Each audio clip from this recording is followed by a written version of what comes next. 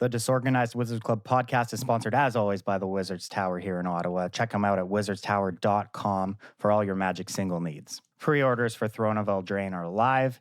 Check them out, wizardtower.com.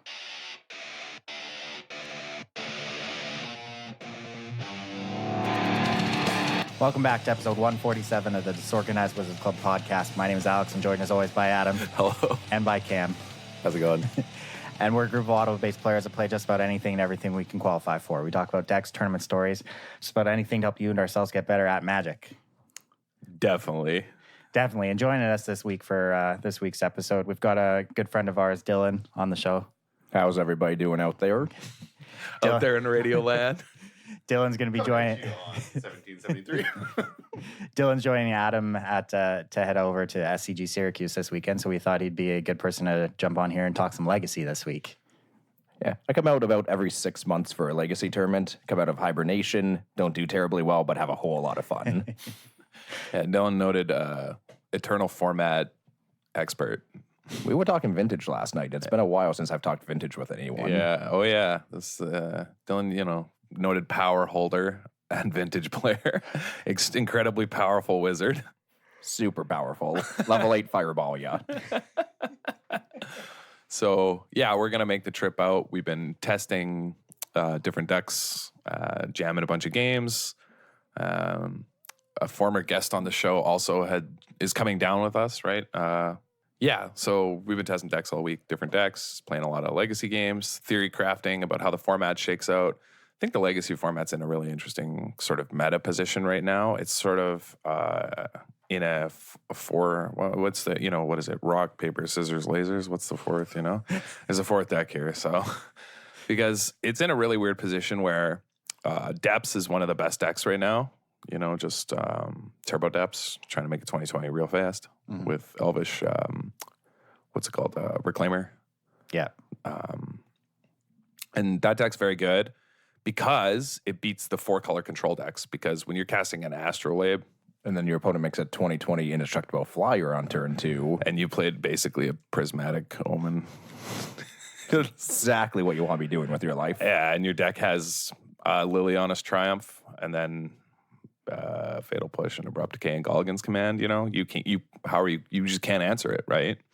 So it's a horrible matchup. You see some weird sideboard tech out of the 4-color decks trying to answer Depths, which we'll get to in a bit. Remind me to talk about this in deck choices. But yeah, so it's, that deck beats 4-color, but then the white decks obviously beat Depths.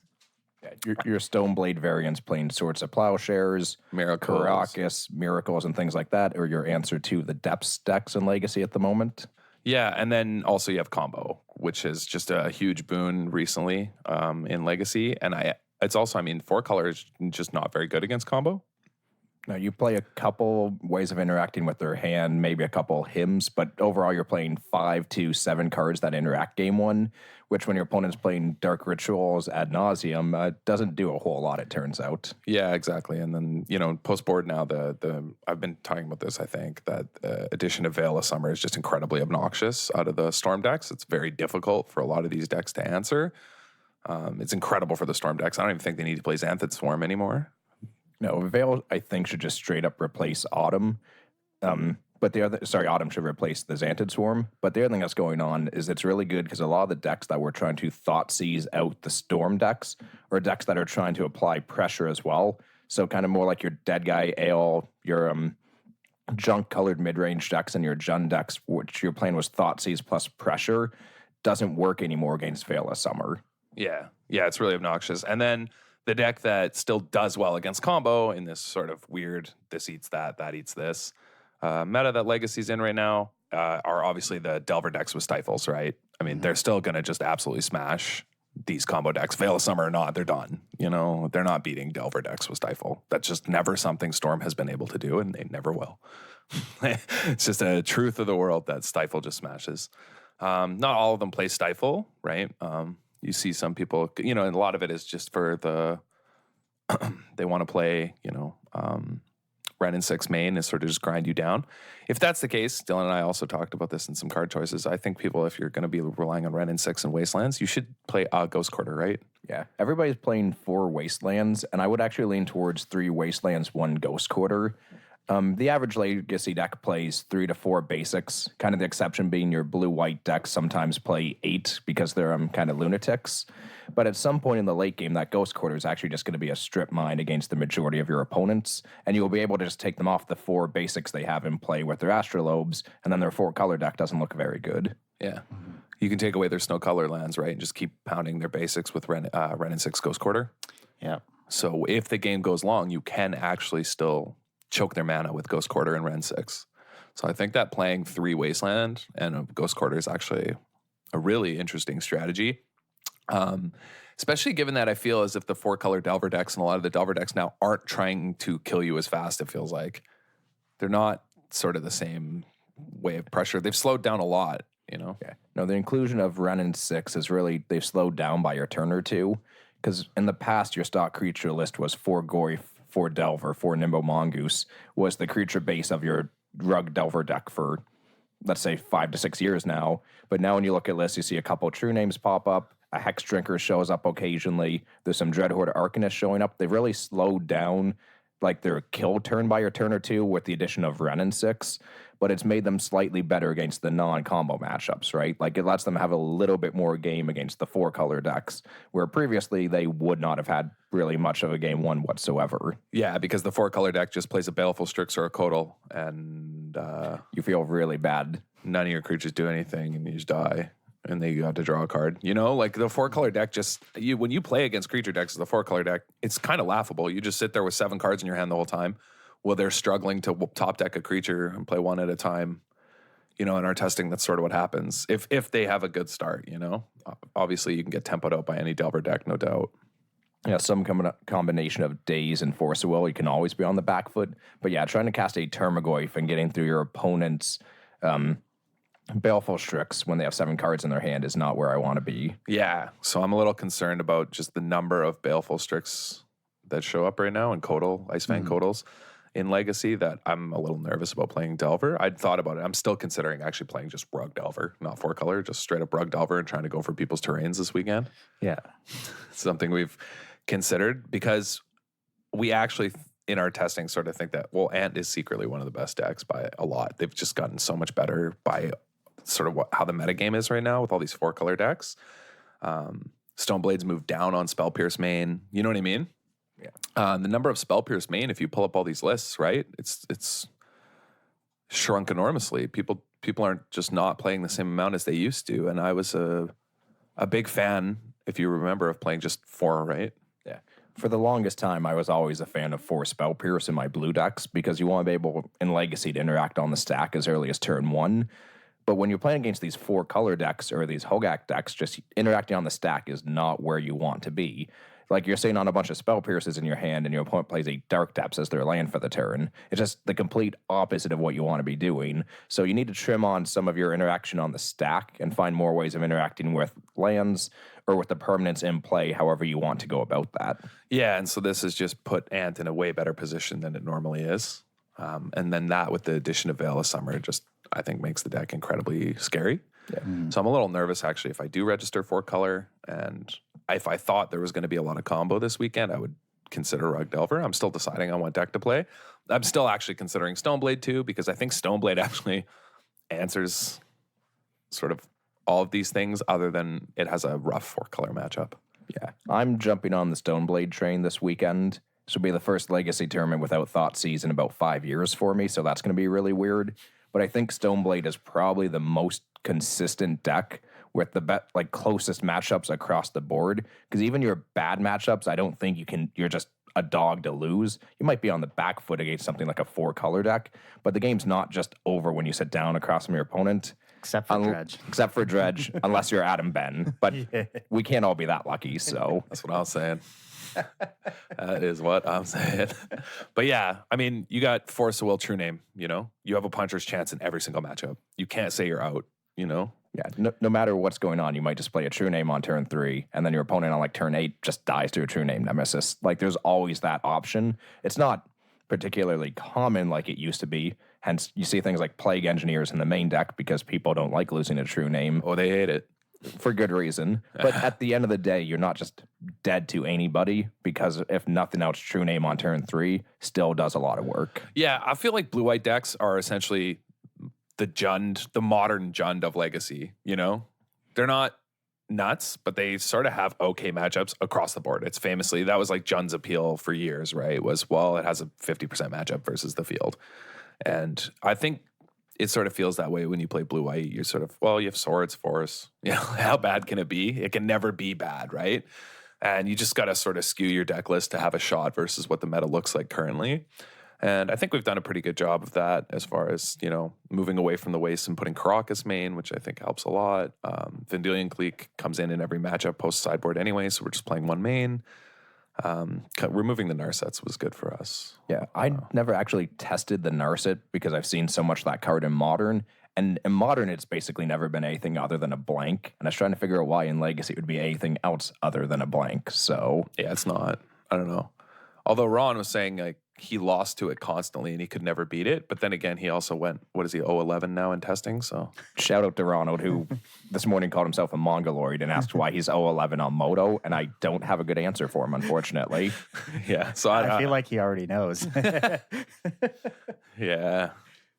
Yeah. So I don't know. But yeah, Legacy's in a super interesting spot right now. The metagame is really fascinating, and sort of how the format hasn't changed that much, but the metagame feels like it has. It's so weird because you know people are just going to play the same decks they've always played, but how the matchups play out due to like minor card choice changes has changed everything in Legacy. Do you know what I mean? That's actually one of the things I love about Legacy is every time the format gets shaken up somewhat, it doesn't really change. Because like you said, people that have been playing show and tell for the last 5 years are still playing show and tell. People don't jump archetypes in Legacy like they're more likely to in other formats. So as much as a format's shaken up and there's a bunch of unknowns, it still feels a little bit close to solve no matter what, but you know it's never actually solved. And that's one of the really interesting things. Like suddenly Hex Trinker's showing up as a one of or two of in decks. Like I would have never said that in a million years, but here we are.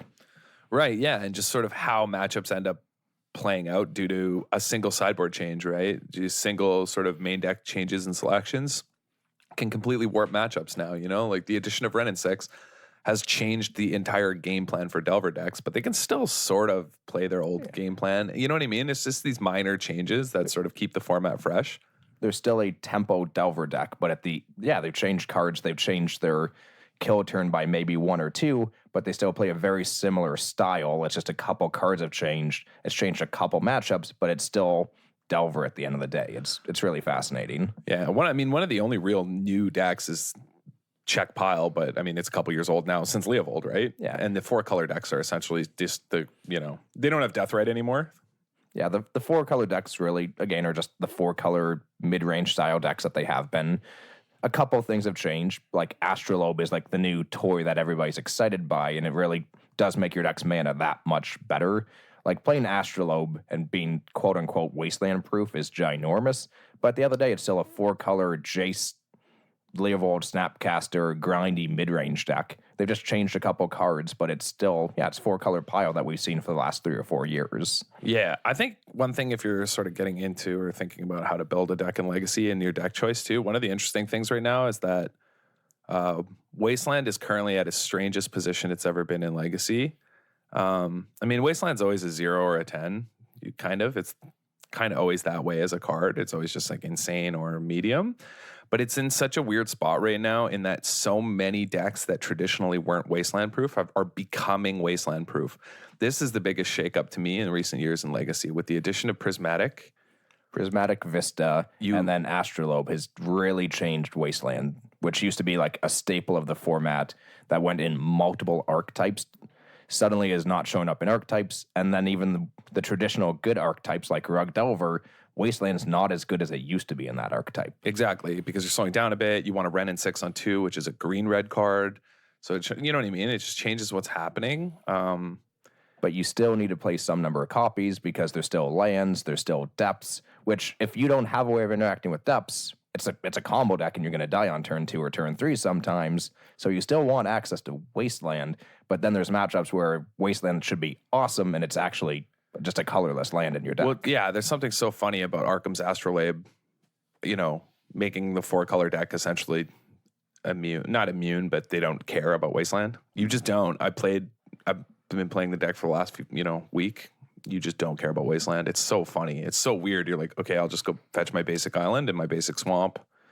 And I have 2 Astrolabes in play, so, Yeah. I think I cast a Liliana against somebody where I had island. Is that what it was? Yeah, Double island and something else? You had 2 basic islands and I believe a Bayou in play. And I'm like, I'll just cast this true name. And then you're like, Liliana. And I'm like, that just doesn't make any sense. Yeah, double island, Liliana minus. Sack your true name, please. Yeah. Pretty good. So, yeah, Wasteland is in such an interesting spot right now. So when you make deck building decisions, I think you have to consider, how many you're going to play, why. Super fascinating. Yeah, Legacies is incredible right now. It's one of the best spots it's been in a few years that I can think of. I think it's incredibly healthy. I think that the format is super healthy and safe. Ren and 6 didn't destroy it. There's not. Sure, it's It depends who you ask. well, really, are those people who are going to say Ren and 6 destroyed it? Okay, did Brainstorm destroy it? Yeah. Did Delver destroy it? Yeah. Because there's still more Delvers in every single deck than there are ever going to be Ren and 6s. You know what I mean? Yeah. So, Do anybody that's complaining about Ren and 6, and this is one of my favorite memories about Legacy, this was about 2 months after Cons came out, and one of my buddies had been playing Rug Delver for give or take a decade. He's like, I don't want to play Treasure Cruise in my deck because I don't want to change cards in my deck. Why would I don't want to change this. I like my format where I know what's happening. He was literally not playing Ancestral Recall because he didn't like change. Anybody that's complaining about Ren and 6 are people that don't like change. yeah. No, Ren and 6 is good for the format. I think Ren and 6 is incredibly fair in Legacy, too. It's just an incredibly fair card. What is it? I remember a game I was playing against, I think I was testing against Ron, and he had a Jason play. And I said to myself, man, this 4-color deck needs a way to just cleanly kill a Planeswalker. And then I realized it actually doesn't, because Ren and 6 gave me this really unique pattern where I was able to attack the Jace, bait out, put it to 1 or something like that, bait out a snap on the block and another counterspell, and then resolve my Ren and 6 and just minus to kill the Jace. So I actually got more out of it by just being able to fight counter magic. And then the last thing I played was my Ren and 6 to deal 1. My 2-mana deal 1 was nuts. And I think that when Ren and 6 is nuts because it's just this slow, fair card accruing value, that's an excellent spot for Legacy. And anybody complaining about it, I just don't understand. Yeah, I don't care how many decks are playing Ren and 6. It's the definition of fair, so I don't know why people are complaining. Yeah. This is, again, the format was show and tell Emrakul, and your issue is the Ren and 6, right? Yeah, so, come on, you know what I mean? Sure, it makes the Delver player's life a little tougher. Oh no, you know what I mean? that's a shame. The best archetype, and has been the best archetype since its printing. Just Delver decks, right? Is there anything better? So I'm surprised that you, being among the Delver players disproportionately affected by Ren and 6 because it's constantly a 1/1, are saying it's fine. Yeah, I know. Well, this is why I'm not playing Delver, because my Delvers don't flip. So I'll just die to Ren and 6. I think in my entire Magic career, including standard legal Delver, I flipped a Delver maybe 3 or 4 times. So yeah, Wow. I don't like seeing Ren and 6, but that's also why I don't play Delver. This is like the classic business thing. How's your business going? Terrible. But really, it's fine. Yeah, I'm playing a 1-mana 1/1 and attacking with it, so it's not bad. However, It's not bad. I mean, it's a 1-mana 1/1. It's still not bad. That's what Goose is, basically. I mean, Yeah. the nimble mongoose. So, but I don't know. It's been maybe this week just playing games and talking about decks. This week is maybe some of the funnest testing I've ever had, because card choices feel like they matter so much right now in the format. They probably always have, and just more stark or apparent to me for some reason this week. But it just feels like every little decision you make of, do I play Assassin's Trophy in my list or not? If I'm playing 4-color, why? How does it line up? Do I want to play Force of Vigor in the sideboard because Leovold pitches to both Force of Will and Force of Vigor? Sure does. So actually, baby. the reason I bring that up is in Vintage, that's actually like a thing. They're main decking a bunch of Leovolds, Force of Wills, and Force of Vigors in Vintage currently because of shops. Yeah, the Sultai deck that beats shops, apparently. Yeah, it's like the best deck in the format. Apparently, it's just a fair deck with like Leovold, Force of Wills, and Force of Vigors. That's it. You'll Just love to beats see you that. down. I mean, Leovold's absurd. Yeah. Last night, I watched Dylan's opponent have to minus 3 counters on a GT to kill a Leovold. You know what that means? That was a lot a of free cards. ancestral recall. I think my draws were Jace, Brainstorm, which was, I had like 11 lands in play, so I was like, it was really good because I had things to actually do with my mana finally. Well, and you weren't drawing so- lands anymore. And I wasn't drawing lands anymore. They were all in play. You'd accumulated enough real estate. Yeah. So, where did you guys start for your deck selection? Like, where are you now? Where did you begin? What kind of decks are we considering? Have we made a solid choice yet for this weekend? Or We're still, I think, kind of waffling between some deck choices, but I think we're close to 3 or 4 choices. I think the choices were, I know it sounds crazy, but Jund, because apart from depths, I think it has an actually really good matchup across the board. Yeah. Apart from depths, which I've been playing Jund in Legacy on and off since Deathrite was printed, and I do think it's probably actually the best it's been in the last 6 months. Obviously, again, card selection has changed. Like, Dark Confidant isn't a card you can play anymore, unfortunately. But Reed Duke posted a list about 6 weeks ago, I'm going to say, maybe a little bit less than that I've played in 4 tournaments now. That's actually playing the Green Sun Zenith package as kind of your resource instead of Bloodbraid Elf. And it's been interesting because you get to play a bunch of one-ofs and a bunch of bullets in addition to your kind of core 4 Goyf, Thoughtseize, Him, Liliana package. So it kind of gave you a really interesting dynamic there as well. But I mean, I also just like playing Thoughtseize, so here I am. yeah. But I think it's actually pretty well positioned. You know, being able to Green Sun for your Tyler's Tracker or something, it seems really strong in Legacy. Legacy games are slow right now, besides, you know, the Ant decks. Yeah. Legacy, because as we said, even Delver's slowed down. And this puts these sort of mid-range decks in a better position. Him to Torak helps a lot against, as we said, dumb Force of Will decks. So we thought about that. And Renin 6 actually gave you a lot of staying power, because one of the things that you can do in the long game, besides ticking up a Liliana repeatedly, was you're always on Punishing Fire Grove of the Burn Willows. Not only are people playing less Wastelands for your Groves now, but you're also playing Renin 6 to pick up the Groves. So you're like your late game in Legacy actually got a whole lot better recently from the metagame shift. But even Renin 6 on turn 8 to 10, you still play it and go, hey, pick up this Punishing Fire that got binned, play a Punishing Fire Grove of the Burn Willows, pick up a Punishing Fire, go. Yeah, late game, you have inevitability with Punishing Fire Grove, especially with Renin 6. You're so safe with it. So yeah, there's actual changes that have happened to the deck to improve it. One of the other considerations is obviously the good old favorite of Stoneblade, a deck that we consider because, you know, it doesn't care about Renin 6. It doesn't care about Wasteland, right? This deck checks a lot of boxes. It's a deck that, you know, you can beat depths with. You know, you have Swords to Plowshares. It's not ideal when they're recurring it, but you have game. You know, like you can start putting late game. You put all your equipment on a True Name. You know, you can race a lot of things. It's just like Dylan said. It's a deck that across the board has pretty close matchups. It's pretty strong. Has lots of good sideboard options. Actually, incredibly powerful sideboard options. I think your sideboard in this deck is extremely flexible. Because if you want to beat Storm, perfect. Pack some Fluster Storms. Okay, not great against Veil of Summer. You've got some Supreme Verdicts. You've got access to Disenchants. You've got a couple different ways you can really take your deck post-board. If you want to board in a bunch of other Sworn Canonists and Meddling Mages, which I've seen in a 5-0 list about a week ago, post-board here is really more of like a fish archetype, kind of like a hate bear strategy, which is really interesting to me. It's not where I want to be with the deck, but you have access to all these very powerful sideboard cards based off of what you think you're going to play against.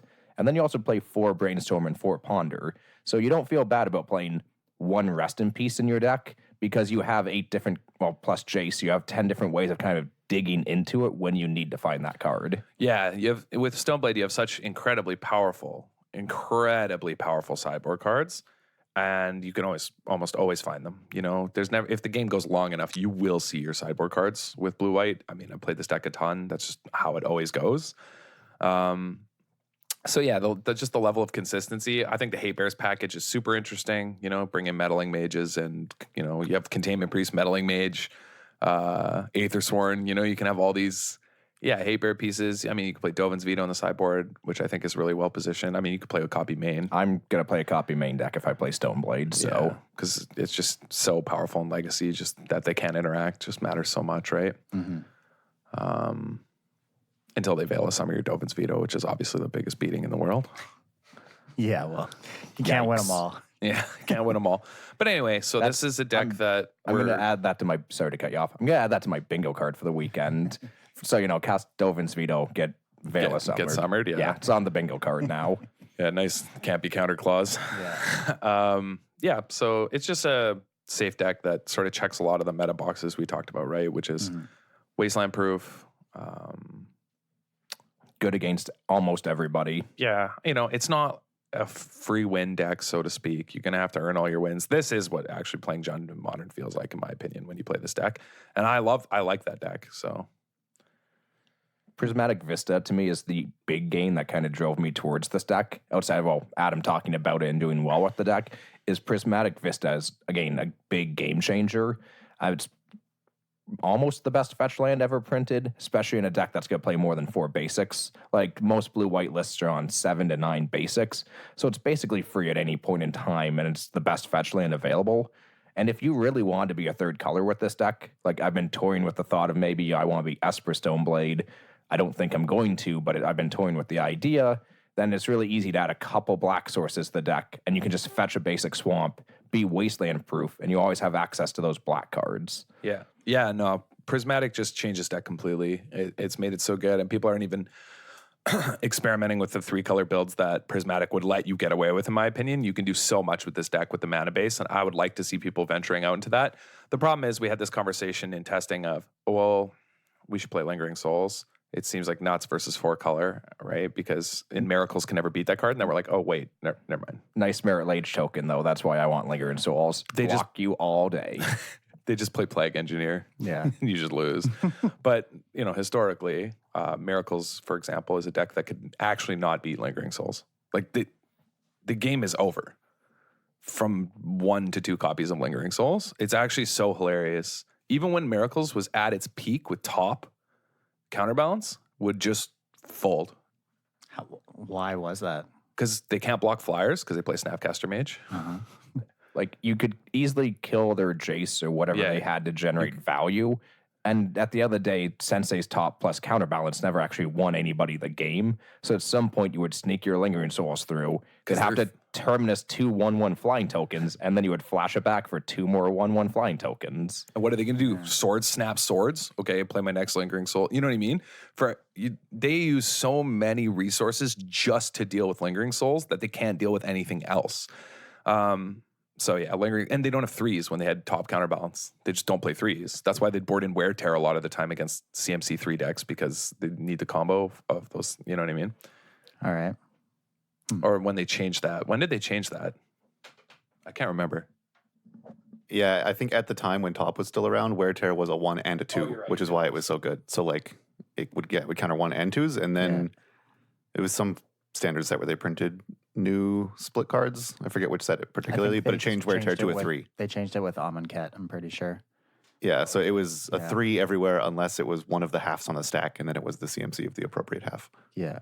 Okay, yeah, my bad. I couldn't remember. Yeah, they just couldn't counter 3s, right? So played Lingering Souls just smashed them. But anyway, this is like irrelevant history. But yeah, anyway, Lingering Souls has just been a card that, but it's just not good in Legacy otherwise, because you just get spell pierced, or there's a million things that it's just underpowered, But anyway, we talked about it. But so yeah, we've touched on Jund as a consideration. We've touched on Stoneblade as a consideration. Are those the main 2, or are we thinking about anything else? I mean, there's a high chance I'm probably not playing either of those decks. What's your front runner? I'm probably playing either 4-color or Rug Delver, honestly. Okay. Just for something different to do. Stifles? Yeah, absolutely. Nice. I mean, we talked about playing 4 Stifle and Blue-Eyed Stoneblade. I don't think it's what I want to be doing in the archetype, but at the same time, it would be hilarious because 1, nobody plays around Stifle. 2, the people that do play around Stifle are not going to play around Stifle against Blue-White Stoneblade. Not a chance. Not a chance in a million years that they're even going to consider it. Although I did have a Lance player actually play around Stifle, and he knew I was on Stoneblade. He's like, better be safe. And he did, and I was like, wow. That was the guy who called judge on himself, too. I remember that got 9th on Breakers. That guy's the greatest player in the world. But I love that dude. I feel like now this has been a recurring theme of the last 3 Legacy events you've gone to is every time you've been like, I should have just played Stifle. No one plays around Stifle. And then all 3 of those tournaments you didn't play Stifle, but is the 4th time going to be the one like, you know what? I'm playing Stifle. I'm finally just going to stifle everyone. Yeah. Yeah, the problem is Stifle's a card that you draw late and you're like, oh, now I just lose. Like there are definitely costs, very heavy costs to playing Stifle in your deck. And because things have slowed down so much, that Stifle's just gotten worse. Mm-hmm. But I mean, because no one plays around it because it's gotten worse, it's also gotten better. It's such a weird card, man. The duality of life, you know? The duality of Stifle. Yeah, the duality of Stifle, you know? But yeah, so I'm deciding between probably 4-color and Rug Delver. Rug Delver, if I want to stifle people, that's what I'll play. You know, Ren and 6 Rug Delver with just, I'll slow down. No Goose, obviously. Mm-hmm. The Goose, unfortunately, not loose. But I just play, 4 Delver, 4 Tarmogoyf, 2 True Name, and then Ren and 6s and spells. Or I'll play 4-color, just a weird brew, similar to like what Strifo was playing, but with Arkham's Astrolabe, so I'm wasteland proof. Okay. And just get people with, random Plague Engineers, a Leovold, a bunch of Snapcasters, get them back with Call Against Command. Just be slow and grindy and have fun and then lose to any unfair deck because I have no counter magic besides 4 Force of Wills. Checks out. It's exactly where we want to be. Yeah. My audible deck, though I think it's pretty unlikely at this point in time, would be Red-Black Reanimator is kind of the other deck I have in the back of my mind.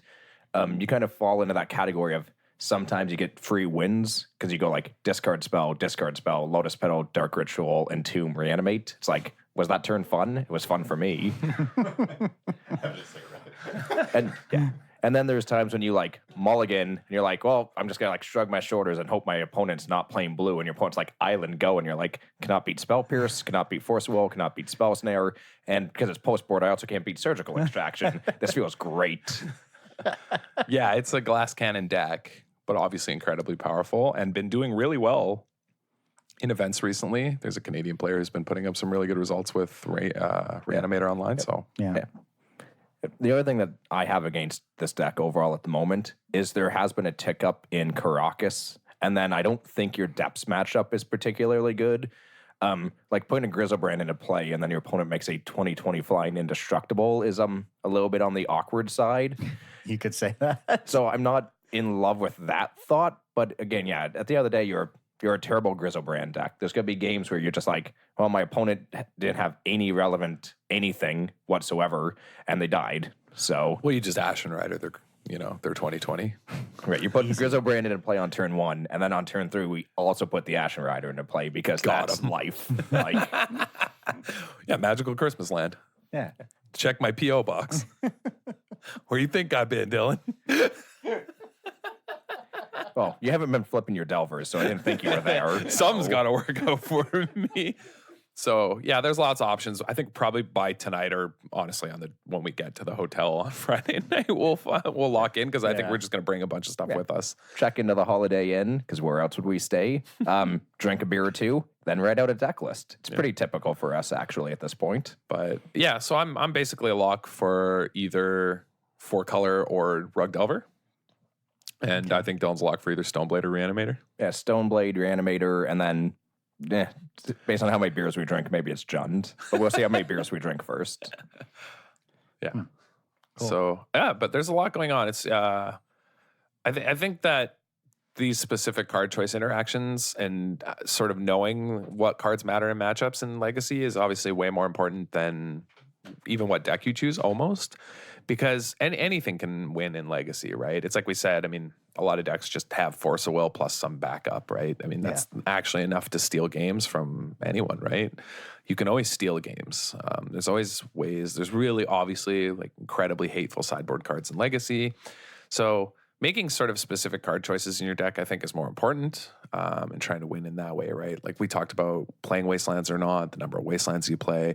As Dylan mentioned, not playing Wasteland opens up space for you to play Academy Runes and Stoneblade or something like that. Even something crazy like, I don't know, Moorland Haunt, incredibly Moorland Haunt's slow. on my list. I don't think it's particularly good, but it is currently on my list of cards I could play. Dude, it's got to be nuts versus 4-color control.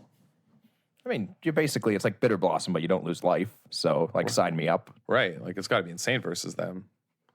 So, I don't know. There's, really interesting choices that you make that you sacrifice certain things in matchups for to shore up others. And it's a really interesting spot the format's in. And I think it's a really good sort of thought experiment in testing of, do I just play Stoneblade with 4 Wastelands to help these matchups? Or do I play, you know what I mean?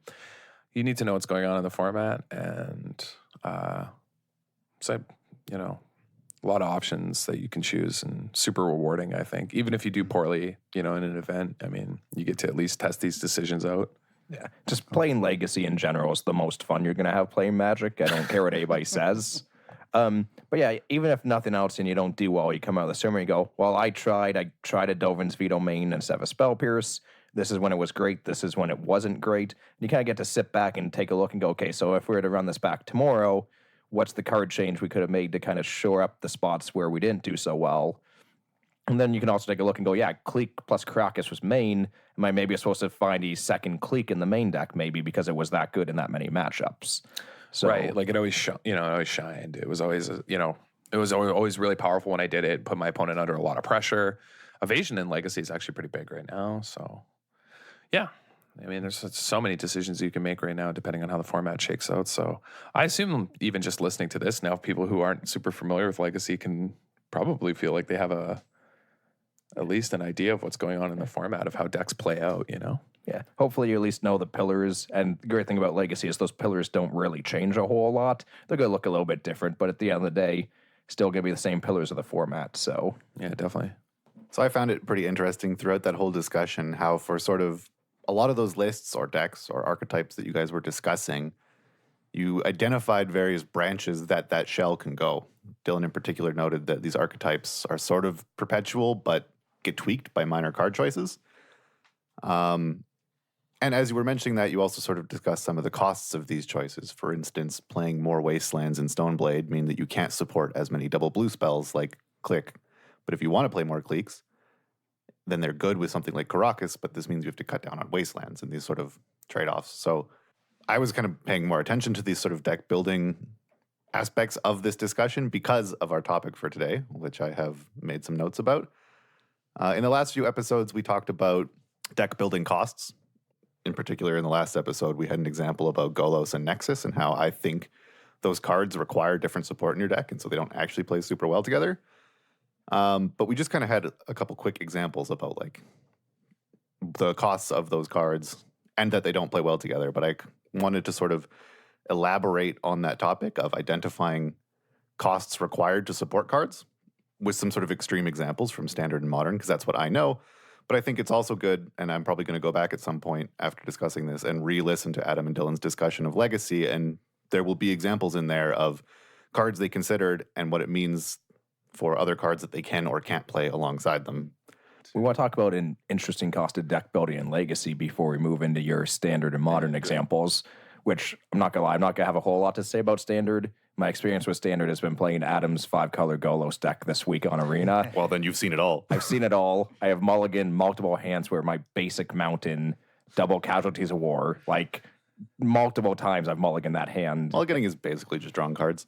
It just sounds like peak Standard to me. I don't know. But It's what I want to be doing all the time. And then my opponent's playing mono red, and it's what I want to be doing all of the time. So something I find interesting in Legacy with deck selection, card selection within your archetype, is a lot of things, and Magic players love using this phrase as like, oh, it's totally free to play this card.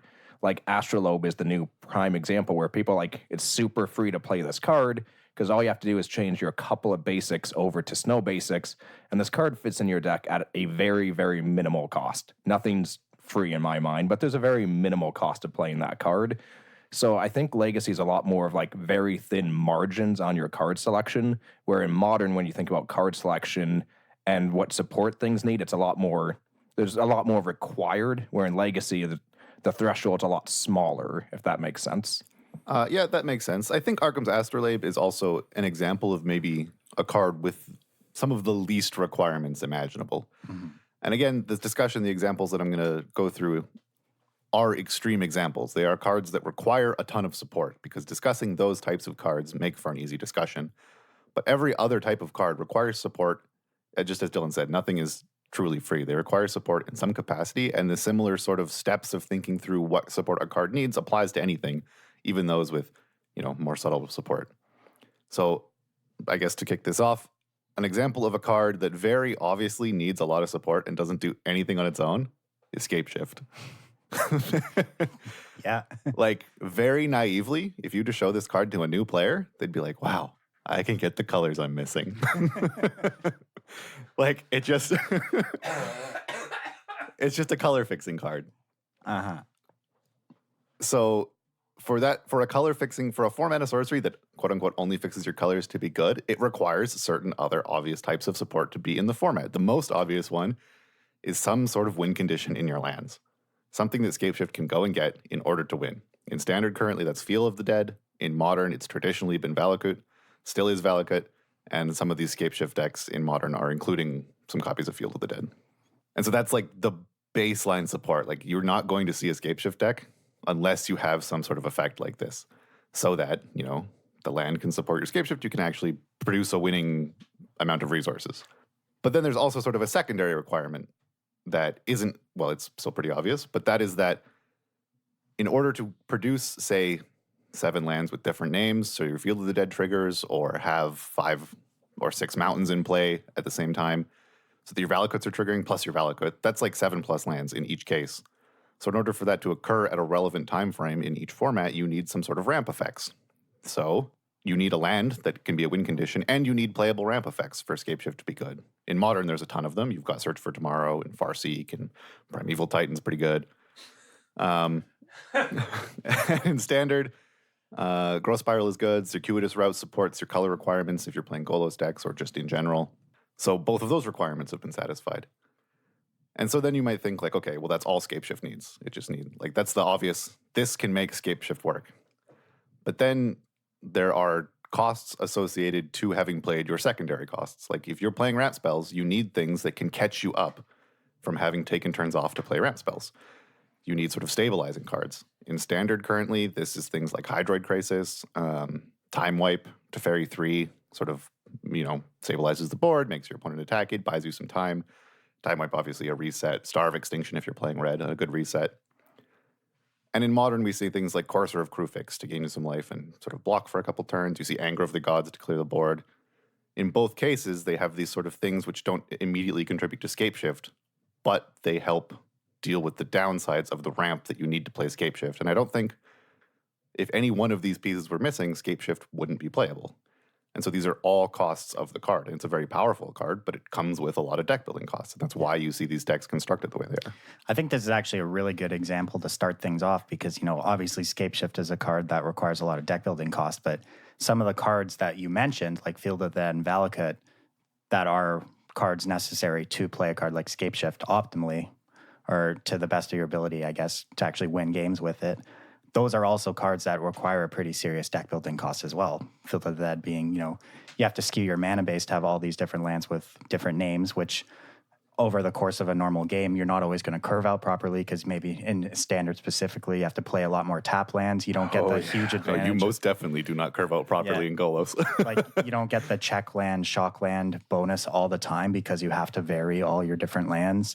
And I mean, same with Valakut, a little less, Yeah, it's a little less, but it is a cost. It is something that they had to think about when you need a certain number of mountains, and you need to balance that against your green costs. The Valakut decks in Modern that are including Field of the Dead now are playing, mountain, snow, forest, snow, forest, so that they have different names for their Field of the Dead. Again, it's a minimal cost, but it's something that had to be considered. Mm-hmm. And so I guess that's sort of the main point of this Scapeshift example, is that Scapeshift itself is a very big build around, but then every card that you include to support your sort of theme also has its costs and needs to be supported in some way. Yeah. You know what the legacy parallel to this is of deck building costs? What's No. that? Brainstorm plus fetch land. Yeah. That sure is a real cost. Yeah, dude, that's the cost of playing Legacy. Brainstorm, fetch land. Got to skew my deck. Yeah. I mean, we laugh, but this is like a good example as to why Brainstorm is so unbelievably powerful in Legacy, right? Because there literally is no Correct. cost. Because fetch lands are already the best lands ever printed. Yeah, because your cost is you have to play the best lands ever printed in your deck, which isn't really a cost at all. And then you get to play Force of Will because you're playing blue cards. Yeah. So there's just no cost to any of this. Yeah. I joke, right? Like Yeah. it's a joke, but it points out something. Well, a major flaw in Legacy, but also sort of what makes Legacy great at the same time. But yeah, one of the major problems is that there aren't, you could make the argument there aren't these sort of deck building decisions and everything. To quote the famous video about Jace being unbanned, everybody just plays blue bullshit. The guy talking about Legacies, it's just going to look like Legacy where everyone just plays blue.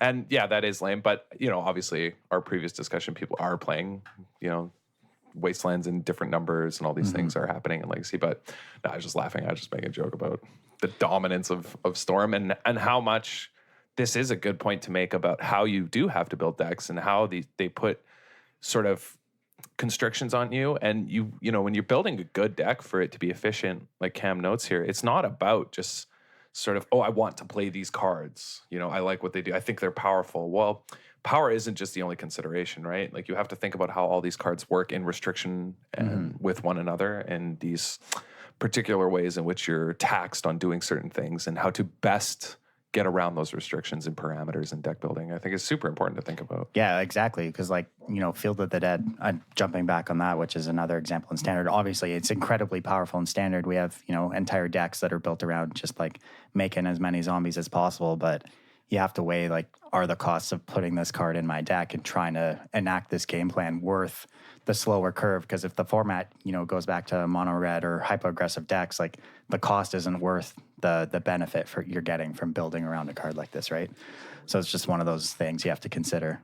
Yeah, exactly. And it raises some questions that I'm actually kind of curious, and I don't think there's an easy way to answer them or that I'll ever get an answer. But questions such as, would Golos Field the decks exist if Circuitous Route wasn't printed? Would there still be enough incentive to play enough gates with different names, to not care about the gates entering tapped all the time, et cetera, for people to think it's worth it? If Circuitous Route was maybe only got basics and didn't get gates, would they... Little changes like this, it's kind of this perfect storm when decks like these get supported. Yeah, exactly. If that route only got basics, it'd be fine. Except, no, wait, I drew the one mountain yet again in my opening hand. Never mind. This next modern example is pretty good. Yeah, I think it's another extreme example, but I think it's perhaps a good exercise for the reader. I've been reading a lot of math texts.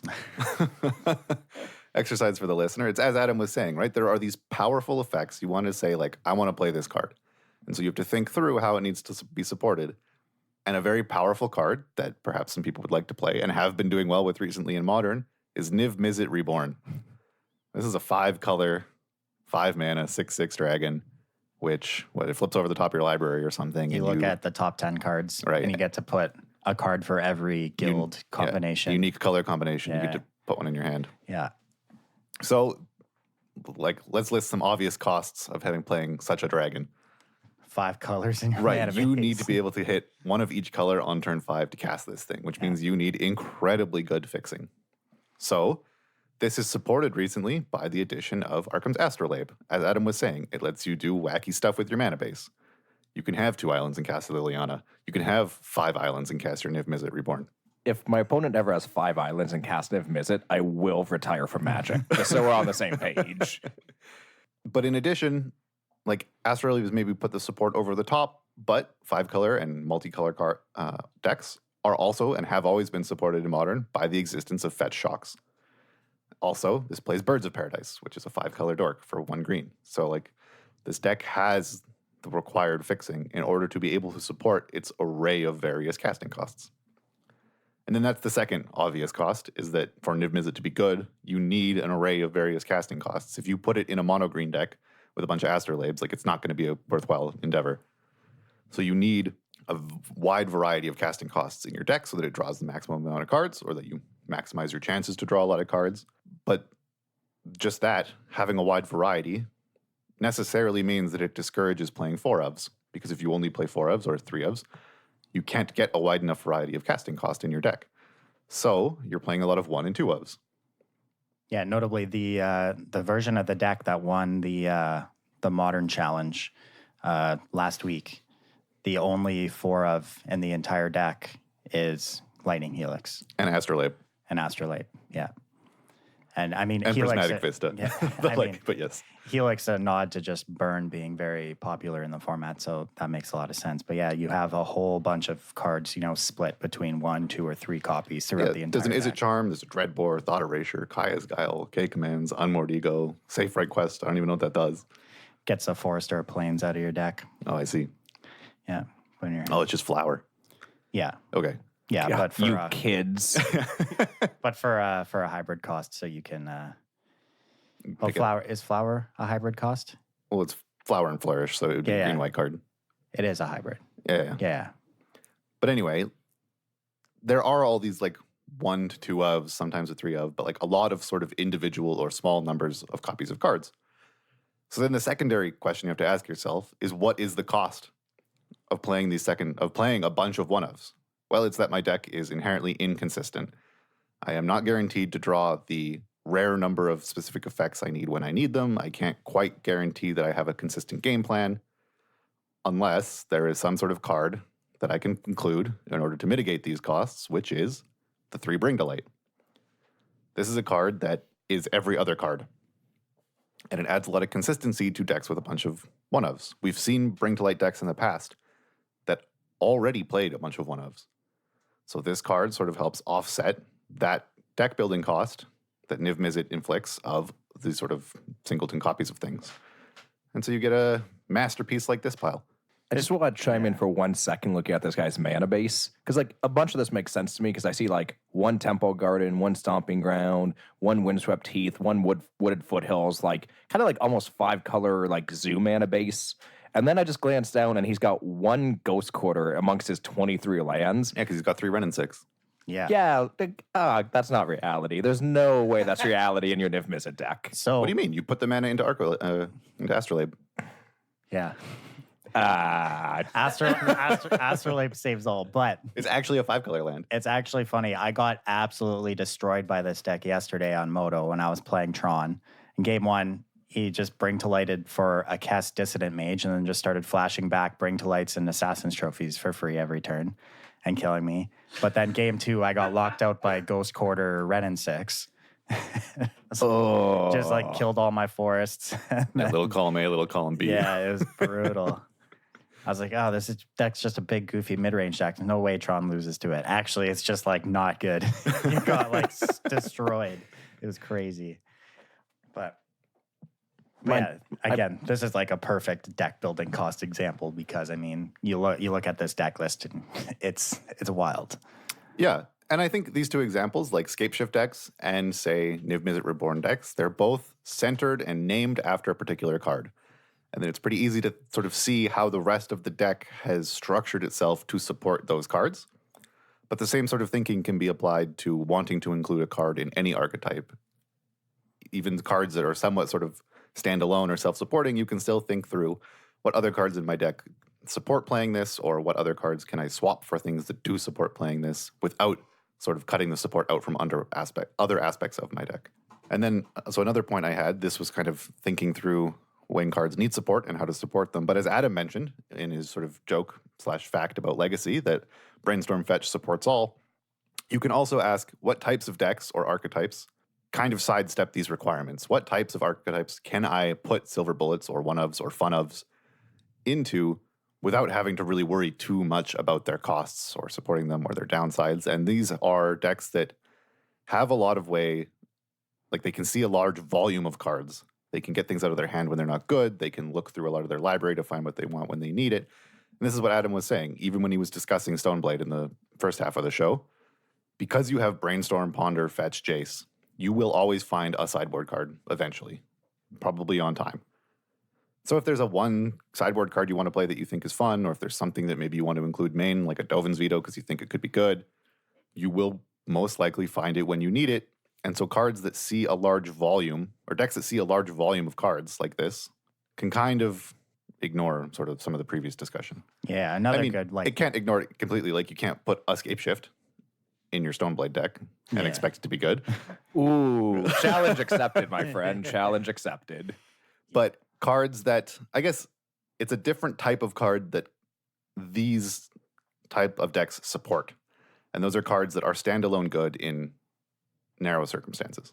Yeah, like another example. I mean, a deck that doesn't exist anymore in Modern, Is It Phoenix, was another good example of a deck that could play a lot of one-ofs in their sideboard because they were cantripping through your whole deck. You had Faithless Looting. You're seeing a lot of cards over the course of every game, so finding these cards wasn't particularly difficult for you. Another good Modern example being the 4-color Wurza decks. They play a lot of their one-ofs with artifact silver bullets that you can just whir for and find pretty easily. Yeah, it's sort of a different flavor of finding your silver bullets. It's not just sort of card volume, but it's a tutor effect. So, and Wurza does it particularly well, not only with Whir of Invention, but also Goblin Engineer. Yeah, exactly. They've got these two sort of tutor effects to go and get their one-ofs. And a similar, I guess, tutor effect, technically a wish, is Karn the Great Creator. And the silver bullet sideboard strategies employed by Karn the Great Creator decks, these do have a cost to them in that, well, these I think are the sort of the more interesting example, whereas putting a one copy of a card in a deck with a high card volume is sort of a minimal cost. Karn the Great Creator decks, there's actually something that you lose when you play a sideboard strategy like this. And you talked about it before, that like in Modern, when Hogak was on the rise or sort of dominant, people you thought moved away from Karn the Great Creator because the cost of not having enough graveyard hate in your sideboard in order to support a Wisp package was too high. Yeah, exactly. And for a deck like Mono Green Tron specifically, I always found you can't actually protect your cards optimally over the course of the game. So you're losing all these sideboard slots for specific matchups so you can access them with Karn. But when your Karn starts dying, a lot of your silver bullets aren't really effective or as effective as they could be. Specifically, the Mycosynth Lattice Lock, which is, one of your main reasons for playing a card like this, are also, a card like Liquid Metal Coating, which does just actually nothing unless you have a Karn in play. But there are decks now that we've seen that are having success, like the green-white Eldrazi Karn deck that top forward MTG, Magic Fest in Indianapolis, is actually a great Karn deck because you're not losing much from your sideboard and you have a lot of creatures that can optimally protect your Karn. So the deck building cost of playing a card like this in this strategy actually isn't as high as something as it would be when you were playing it in Mono Green Tron. Yeah, that's a good example. I don't have a ton of exposure to the Wurza deck. I've only played against it once, and I think I've only ever seen it on a stream once. But something I find interesting about a lot of the silver bullets they play is even if they're cards that you draw, you still get to cast them, and they're still good in almost every situation. The one of bullets that they play main, like I'm looking at one Welding Jar, one Pyrite Spellbomb, one Nihil Spellbomb. Like these cards always have text in every matchup, or 99% of matchups. So even though you're playing a couple one-ofs, it's when you naturally draw those and you don't have to tutor for them, there's a minimal cost to those cards being in your deck still at that point in time. Yeah, the costs of playing them is just, they cycle, right? Mm-hmm. There's no, what do you lose here, right? And that's always the sign of something incredibly powerful. I mean, I think the Wurza deck is just the best deck in Modern right now. And it's probably partly because its costs, quote unquote, its deck building costs are actually all just also benefits. There's not really downsides. The cost is you have to play all these cheap artifacts. The plus side is you get to play all these cheap artifacts, right? So when decks reach this sort of, it's funny, it's like this zenith where, costs eventually become rewards. That's when a deck is, Buy low, sell high. That's when a deck becomes nuts, in my opinion, right? When the costs of building your deck this way all just end up with the costs being a benefit ultimately, right? Yeah. Like, is the phrase that maybe like we're talking about, maybe critical mass is the word we want to use? Yeah. When cards have what seem like a very small cost, but there's a critical mass of them in the deck, you just don't care about the cost at that point in time. And it actually starts enabling other things. Because like when you look at this deck list, this is also a Mox Opal deck, possibly the best Mox Opal deck in Modern at the moment. Oh, absolutely. And Mox Opal is a card that you think has a lot of cost to it because Metalcraft isn't, like, it's a reasonably steep requirement. And then you look at all these costs and all these cheap artifacts, and it's not a cost whatsoever at the end of the day. Right. It's not quite free because, again, nothing's free, but it's really, really, really close. Yeah. Yeah, no, this is like the Wurza deck's a great example of sort of how these deck building requirements. I mean, reach critical mass, yeah, if we call it that. I mean, one of the great other examples is something like Elves, right? Which is playing Elvish Visionary, and that card's trash. You think that card is trash until your opponent plays it like the same one for the 7th time, and you're like, well, this is awkward. My Termagoyf really hasn't done anything this game. Right, and they just keep picking it up and replaying it, right? So, yeah, and they eventually, yeah, exactly. Yeah, critical mass is a really good way to describe what's happening when these deck building costs all end up working together. Yeah, that's a good point that I actually hadn't thought of, is these sort of, critical mass of these costs and how it sort of erases the costs. The last point I had was actually sort of the opposite of this, and so it's a nice contrast to this critical mass point. And it's to note when sort of the costs of supporting a card you want to play aren't necessarily going to reach a critical mass, and you can back off a bit from them to round out your deck's game plan. The example I had here is Hero of Precinct 1. Any guesses on what the deck building cost of this card is? You have to play basic planes, amongst other things. Well, no, that was the cost of Kaya's Wrath. Yeah. But anyway, you probably want some multicolored cards in your deck. Yeah. And a mana base that can support those multicolored cards if you're playing Hero of Precinct 1. And so we saw at the beginning of the standard, or some standard format, that the Hero of Precinct 1 decks had 4 hero, a mana base, and every other card was multicolor.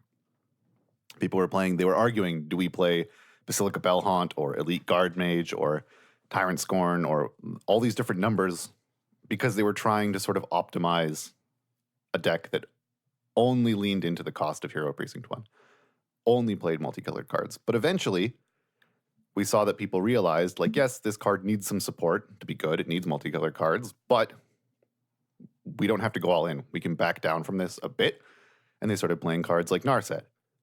Elder Spell also became sort of a requirement in the format. But decks with Hero of Precinct 1 also included monocolor cards.